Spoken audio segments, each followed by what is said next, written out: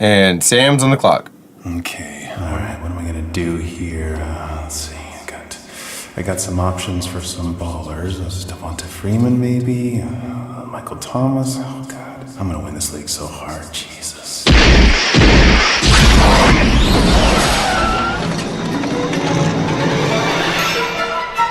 Sam! Jason? No, it's me, Doc. Why is your hair white? Don't worry about that. We have to go back. No, I have to go back where? To the future. To the future? But I'm in the middle of the fantasy draft right now. I'm about to pick between Devonta Freeman, Michael Thomas, or Demaryius Thomas. It's the exact reason why we have to go back. No, I gotta make the selection. Take the Jags D right now. Just take him. Take it. A defense? I'm not selecting a defense in the first round. Are you crazy? I'm going with Demaryius Thomas. Great Scott! Don't pick him. Look, I got my picks, okay? It's gonna be Devonta Freeman, Demaryius Thomas, Michael Thomas. I'm winning this league. Fuck that. Pick the white guy from Minnesota. I'm not picking the white receiver from Minnesota, whatever his name is. Look, I'm gonna make these picks, okay? Now get out of here, Doc. Look, you got 3 picks. Just pick Case Keenum, the Jaguars D, and Greg Zuerlein. Let's get the fuck out of here. Look, my mind is made up. Here's the Sports Almanac from 2018. Your picks are trash. Just come with me. Hey, what are you doing?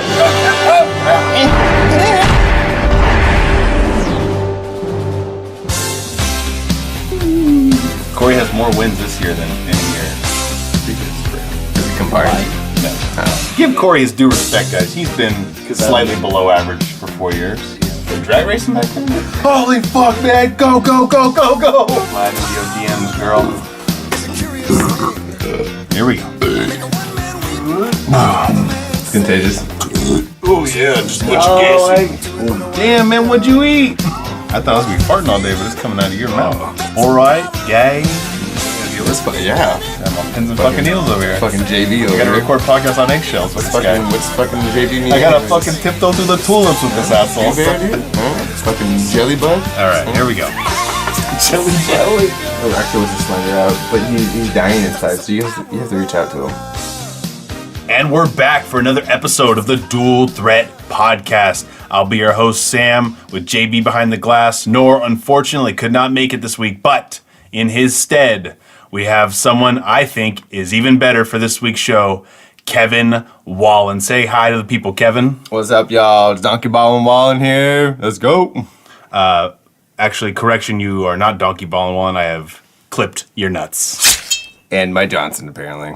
All right, so let's move on to our first segment of the day where we're going to discuss any transactions that took place in the Gridiron Gala last week. We'll catch up on those.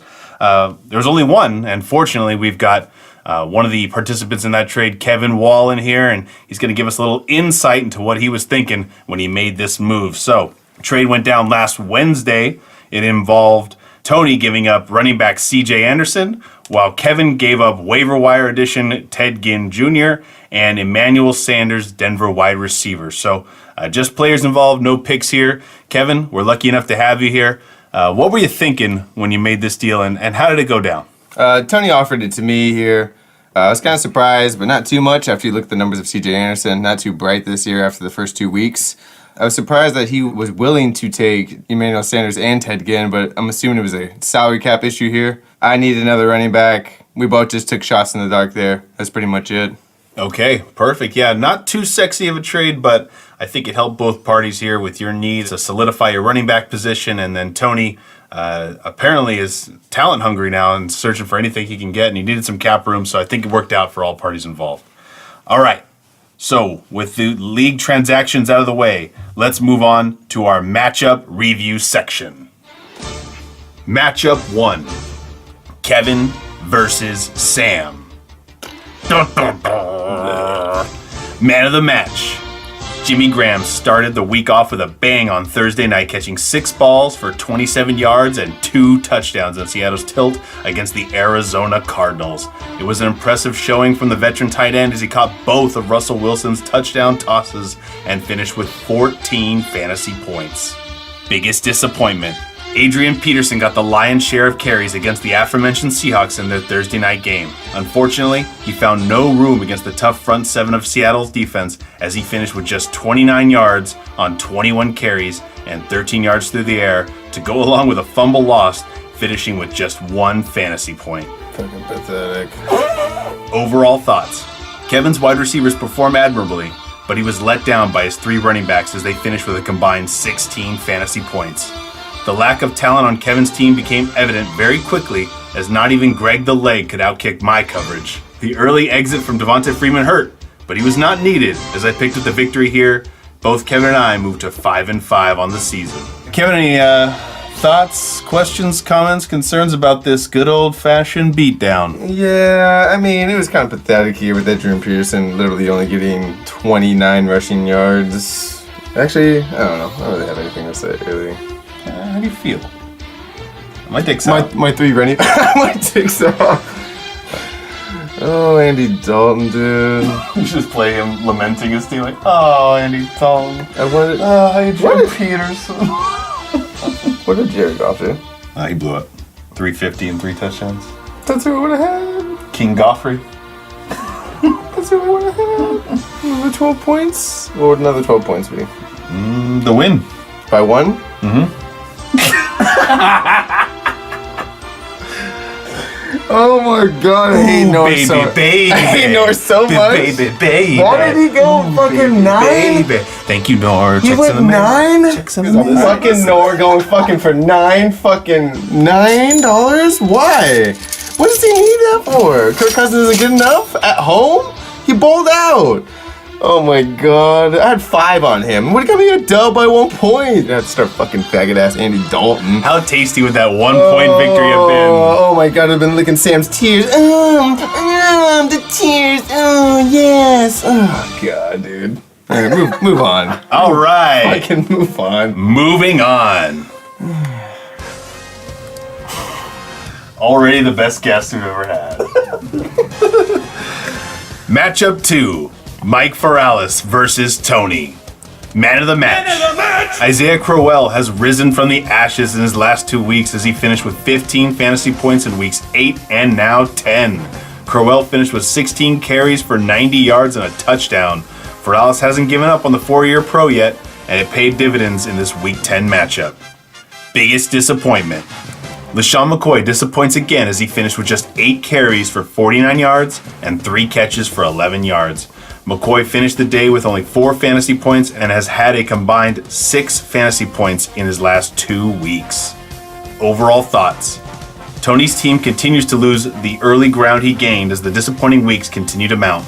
McCoy and Antonio Brown continue to pile on disappointing weeks, and Drew Brees looks as if he's at the helm of a decidedly run-first offense. Ferralis looks to be quite dangerous if he can get a consistent contribution from Isaiah Crowell to pair with Le'Veon Bell and Jerick McKinnon. Golden Tate continues to remain on fire, and strong performances from many players were enough to overcome the -3 outing from the Broncos defense against the Patriots. Mike now moves to a 4-way tie for 4th place at 5-5, while Tony drops into sole possession of 3rd place at 6-4. Matchup 3, Corey versus Jason. Man of the match. Juju Smith-Schuster provided a much-needed punch for Corey's roster as he finished with 5 catches for 97 yards and a touchdown against the Indianapolis Colts. Smith-Schuster ended with 15 fantasy points, which proved to be the difference in this closely contested matchup. Biggest disappointment. For whatever reason, the Los Angeles Chargers moved away from Melvin Gordon this week in favor of the much more productive Austin Eckler. Gordon finished with 16 carries for 27 yards and 5 catches for 15 yards. Gordon was horrific in a yards per touch fashion and finished with just 3 fantasy points. Anything to say, Cuck? Fucking Joe. Overall thoughts. Corey continues to roll as this win over Jason makes 7 in a row. Hopkins continues to perform well without Watson under center in Houston, and Juju is a nice complement to the safe floor of Hopkins. On the flip side, Jason drops another heartbreaker here in this 3-point loss to Corey. It was a solid effort from the majority of his team, but the aforementioned Gordon really let him down. Corey takes sole possession of first place with a record of 8-2, while Jason drops out of the playoff picture at 4-6. Can someone please stop Corey already? Matchup 4, Gomez versus Nor. Man of the match. Devin Funchess dazzled on Monday night and provided Gomez the much-needed punch to take down the once mighty Nor. Funchess finished with 5 catches for 92 yards and 2 touchdowns, the 2-time touchdown scorer on 6 targets. The hyper-efficient Funchess ended with 21 fantasy points and allowed Gomez to make a late push to stay alive in the playoff race.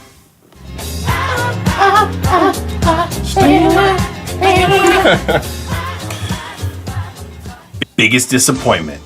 It had been 28 days since Leonard Fournette suited up for the Jacksonville Jaguars, and it appeared to show on Sunday as Fournette finished with 19 touches for 46 yards in the Jags' win over the Chargers.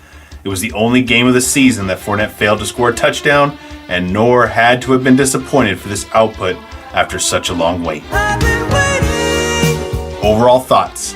The law of averages are catching up with Noor here, as he has dropped 3 of his last 5 matchups.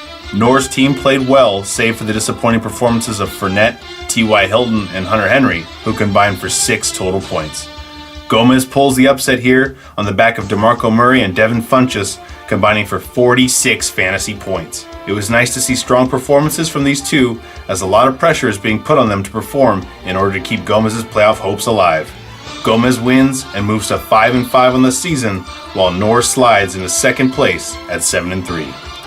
Matchup 5, Mike Areola versus Slater. Man of the match.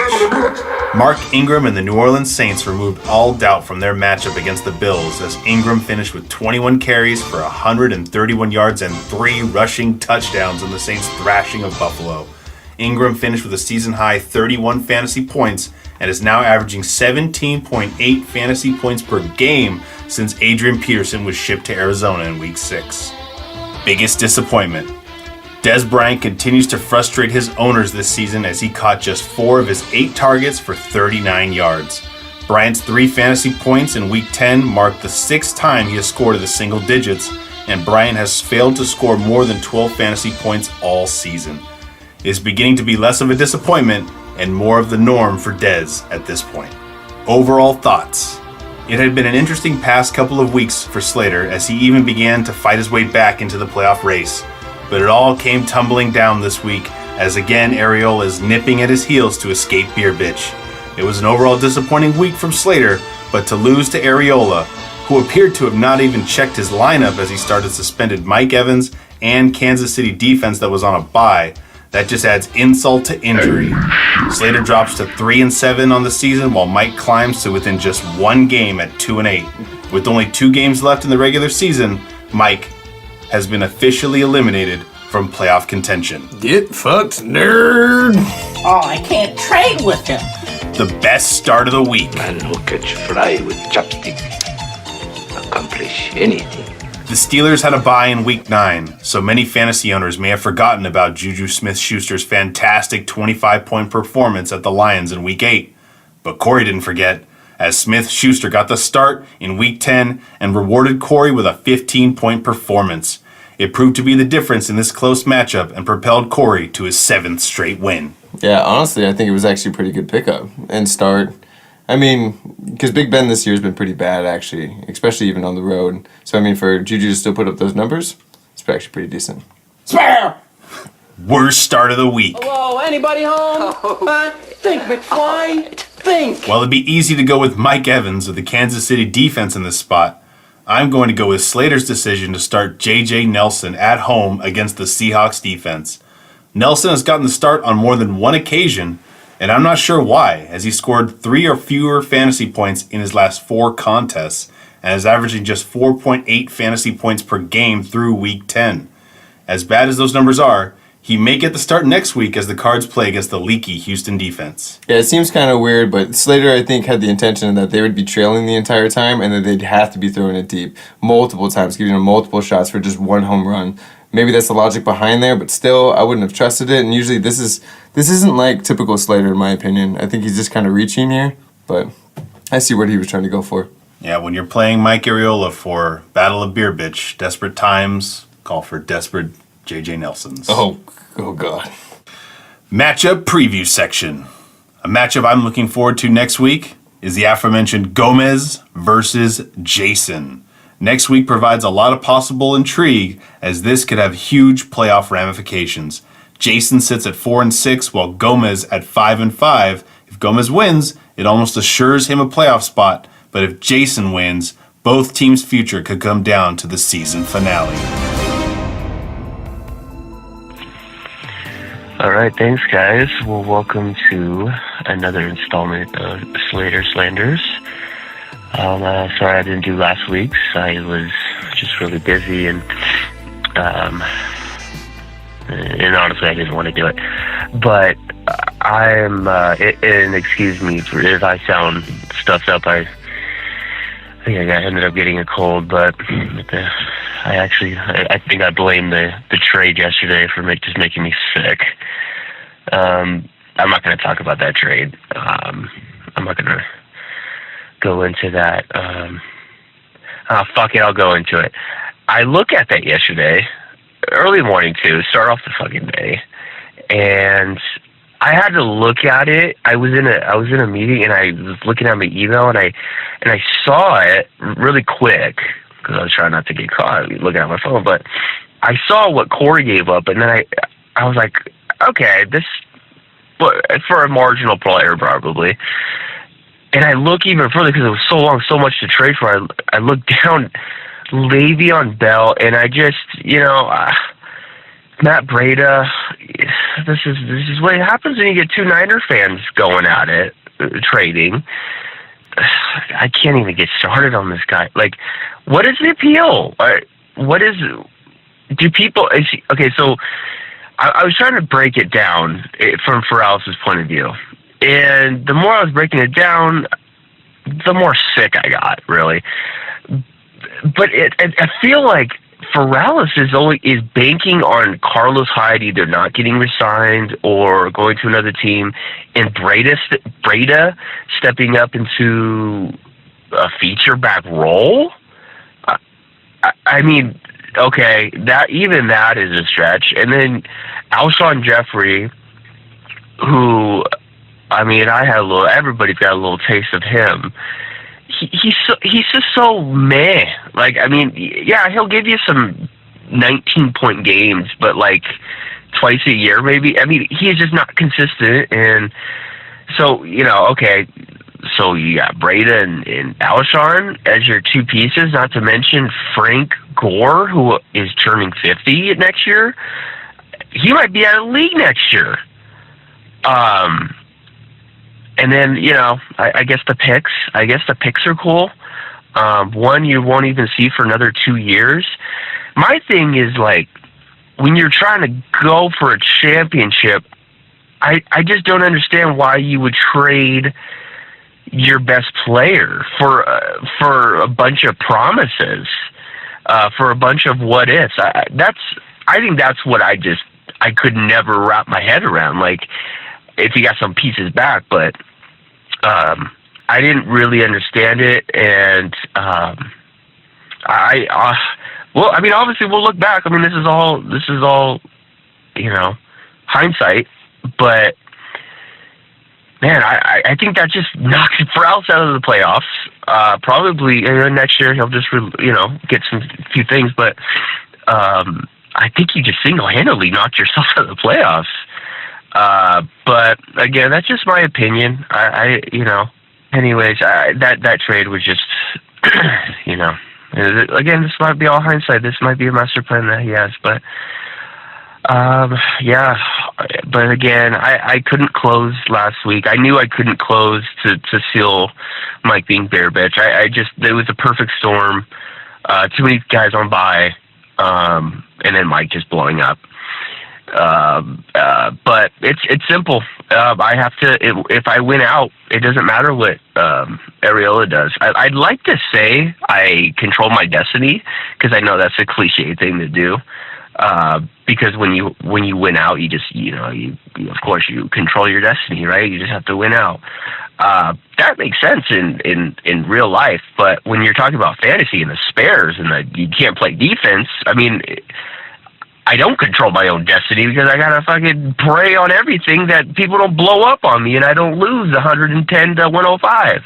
In a sense, I do control my destiny. I just gotta keep winning. It's as simple as that, and it starts tonight. We got to kick off in an hour with Tony, and it's gonna set the tone. if Antonio shits the bed tonight, I think that's a good start. But I think it's just the perfect. I think it was written in the stars for me to be Bears bitch this year. I'm. Tony has shit the bed two times in a row the last 2 weeks. And not even shit the bed, like scored like 50 points each week the last 2 weeks.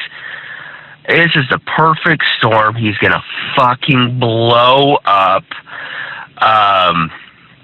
It makes too much sense. And then we got the Collusion Brothers. Well, that's weird. The Frouse and Mike play each other? Okay. That'll be interesting. But yeah, I think it's just a perfect storm. I got Tony this week. He's going to absolutely blow up on me. Him scoring less than 70 points 3 weeks in a row is just, I think, is impossible. So he's just due. But yeah, I just got to win out or just have Mike just fucking keep losing, please. I can't take this anymore. I wish I was just beer bitch last week just to seal it. I can't take this shit. But yeah, we'll see next week when these matchups shake out. But like I said, just got to win out, and I'll do a quick recap next week. Kind of shake out with the playoff standings. With my thoughts. Looks like it's pretty tight right now. So thanks for listening, guys. All right, we'll see you next week. Bye.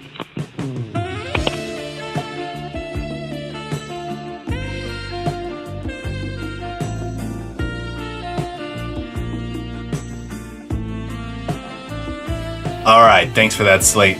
Let's move on to our newer popular segment we like to call Spare? Spares. Or Fair. We don't have Nor this week, but we've got an admirable fill-in here as Kevin will try to decipher whether the actions that happened in week 11, is it week 11? No, week 10. That the actions that happened in week 10 of the NFL season were spare or fair. Okay, Kevin. So let's go through the matchups. You know the deal. You heard last week's pod. I'm going to give you a scenario from each matchup, and you tell me whether you think it was justified or unfair. Spare or fair? So let's start with matchup 1, you versus me. How about Adrian Peterson? I think I know which way you're going to lean here, but Adrian Peterson scoring 1 fantasy point on 22 total touches. Kevin, is that spare or fair? My heart wants to say it's spare, but honestly, it's kind of fair. Bruce Arian calling the play callings here. It's so clear the fact that like every time they're about to run the ball, they run the ball. You could see Seattle just splitting every single gap, or even with their blitzing. 2 weeks prior as well, I believe he only got about 3 or 4 fantasy points, almost about 18 carries, somewhere around there, and he shit the bed as well. So it's fair. Wow, I color me shocked. Wow, Kevin not going to be biased. Amazing. That lays the groundwork for the rest of these. So if Kevin gives his ruling here, you can believe that's the gospel. Let's go on to matchup 2. Ferralis versus Tony. LaShawn McCoy makes another appearance on this list. How about him just getting 49 yards on a season low 8 carries? He now has set season low in touches in back-to-back weeks. Is this touch count and yardage spare or fair? Oh, this is so spare. Spare. I mean, you can see he's got 8 carries for 49 yards. Keep feeding him the rock. Don't fade away. Tyrod Taylor, you're going to sling it with him? Give me a break, dude. Feed him. Give him 30. Give him 30 fucking carries. That's so spare. That sucks. Spare. Oh, yeah. Oh, you like that? Sorry. All right, let's move on to matchup 3. Jason versus Corey. Let's talk about Melvin Gordon's weak performance at Jacksonville. He did get 21 touches, but only finished with 27 yards rushing and 15 yards through the air. Was this pathetic yards per touch spare or fair? Oh, it's fair. I mean, that Jags D at home, Chargers on the road, It just smells of disaster. Jason had to go with what he had in his hand. I mean, you got to play your stars. Is Melvin even a star anymore? It's kind of up for debate. But I think it's kind of fair. Fucking roasted. Get burned, bitch. Kenny Rogers chicken over here. Matchup 4, Gomez versus Noor. How about DeMarco Murray's 25-point explosion against Cincinnati? Murray had just 30 total fantasy points in his previous 5 games. This output against Cincinnati, spare or fair? This is kind of spare in my opinion. Spare. Yeah, I know he's going to Cincinnati at home, but 14 carries for 42 yards and 2 touchdowns, and then he had 4 receptions for 30 yards and a touch. I mean, he touched the ball only 18 times, but 3 touches? Oh man, I think it's kind of spare. That's a lot. That's spare. You better wrap that gavel up, B. And finally, how about Mike Areola just straight up doubling Slater's score despite starting 2 inactive players? A lot of players on bye for Slater, but is that final score spare or fair?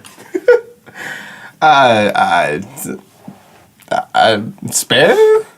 Fair? I think Slater's just cursed. How about that? Just leave it. There's nothing in between there. Fuck it. It's fair. Fuck you, Slate. All right, thank you, Kevin, for keeping up our new segment, Spare or Fair. Judge Kevin has ruled on these subjects, and all his rulings are final. That's Dr. Judge, by the way. With Spare or Fair out of the way, we'll close today's pod with a review of our weekly power rankings. Number 10, Alex Slater, 3-7. The alarms Areola heard last week must be ringing in Slater's ears, as only 1 game separates the two. Slater suffered from an insane amount of bye weeks in Week 10, but it was by far the worst time to have them, as he gifted a victory to the only owner between him and Beer Bitch. Number 9, Mike Areola, 2-8. A win over Slater propels Mike to the 9th spot here, with impressive showings from Newton, Ingram, and McCaffrey. The building blocks appear to be in place as Mike rides the inconsistent production of Mike Evans and Julio Jones. One thing can be said for sure, Mike sure does love him some NFC South.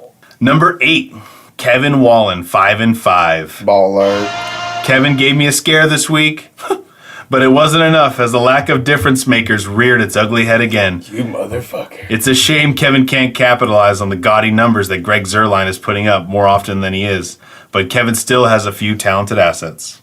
Number 7, Jason Versees, 4-6. Another close loss for Jason, as this team could have easily had 3 more wins than it does. That being said, this team typically has gone as Melvin Gordon goes, and Gordon performed poorly this week. We will see how Gordon and Morris's usage is developed moving forward. Number 6, Alex Gomez, 5-5. A resurgence from DeMarco Murray could be just what the doctor ordered from this talent-deprived roster. Funchess' emergence as the number 1 in Carolina is a welcome sight as well. Suddenly, this roster has much more firepower than it appeared to have 2 weeks ago. Number 5, Tony Funston, 6-4.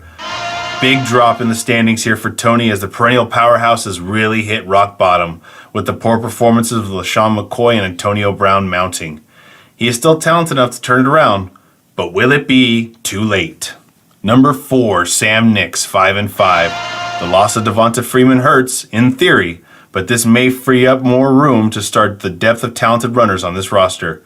If Brock Osweiler could continue to toss touchdowns to Demaryius Thomas, this team appears to be solid, but not spectacular. Number 3, Mike Ferralis, 5-5. Mike jumps into the 3rd spot here as his team throws up another solid performance. The surprise usefulness of Crowell really bolsters his team, and he appears to be rounding into form as the playoffs approach. Number 2, Noor Sandu, 7-3. While he has come back down to earth in recent weeks, his running back depth appears boosted as Abdullah and Montgomery appear useful again. It appears Noor is one of the best teams in the league when all 3 of his running backs are firing on all cylinders, and is unbeatable when T.Y. Hilton goes off. And number 1, for a 3rd straight week, Corey Hart, 8-2. No, say it ain't so. Another week of Gridiron Gala and another win for Corey as he has piled 7 wins in a row. The lack of running back talent continues to not affect this streak as Corey's other positions continue to perform well enough to pile up the wins. And there you have it, episode 1 of the Dual Threat Podcast. I've been your host, Sam. Of course, JB behind the glass, touching his nipples. And thank you for our special guest, Kevin Wallen, who is shadowboxing next to me. Your presence is much appreciated, and your win is appreciated even more. Thank you for that. We'll see everybody again next week. Have a good week. Oh, episode 11. 11 means dick touching. A fool in love.